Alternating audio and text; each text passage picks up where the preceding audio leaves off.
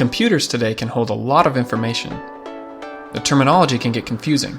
Gigabytes, terabytes, and what's a petabyte? Let's start at the beginning. This cube here represents the smallest piece of information a computer can hold. It's called a bit. It stores two different states or values. You can think of this as a true or false, on or off, yes or no. But most commonly, it's thought of as a 1 or a 0. Now let's add another bit. By changing these two bits to different combinations of 1s and 0s, we can now store 4 different values: 0, 0, 0, 1, 1, 0, and 1, 1. This is how you count from 0 to 3 in binary. Now let's add another bit. You can store 8 different values now. Each time you add a bit, you double the amount of information you can store. Once we get to 8 bits, we group them together. This is called a byte.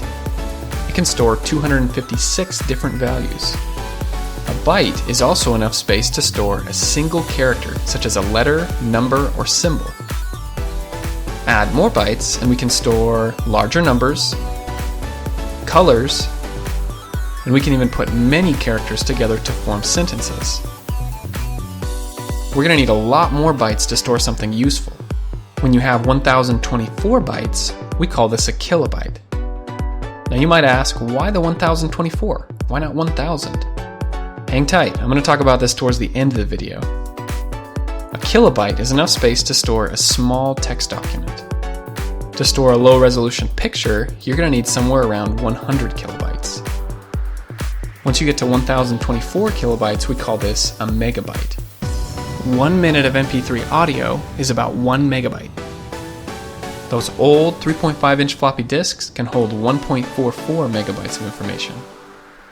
A high-resolution picture can be around 5 megabytes.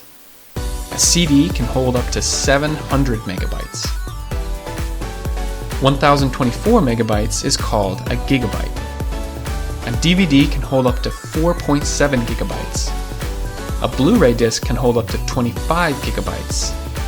A flash drive today can hold 32, 64, or 128 gigabytes. They'll probably have something larger by the time you watch this video. 1024 gigabytes is called a terabyte. A hard drive will be anywhere from 1 to 8 terabytes. 1024 terabytes is called a petabyte. Web servers for companies such as Facebook, YouTube, or Amazon will be measured in petabytes. 1024 petabytes is called an exabyte. The amount of internet traffic every month will be measured in exabytes. After exabytes comes zettabyte, and then yottabyte. Well, you get the idea. So big you probably won't hear too much about yottabytes for a while. Maybe someday though. Okay, let's get a bird's eye view of all of this. 8 bits to a byte, and 1024 for every jump after that. So there's 1024 bytes to a kilobyte, and 1024 kilobytes to a megabyte, and so on. So why not 1000? Actually, by some definitions it is 1000. But most of the time we mean 1024. Computers like the number 2.